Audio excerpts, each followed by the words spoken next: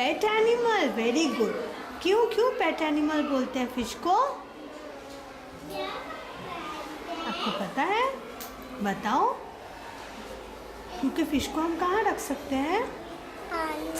पानी में। घर के अंदर। Do you have aquarium at home? आपके पास एक्वेरियम है घर पे? आप फिश रखते हो उसमें? फिश हमें कैसे हेल्प करता है? हाँ, how does it help you?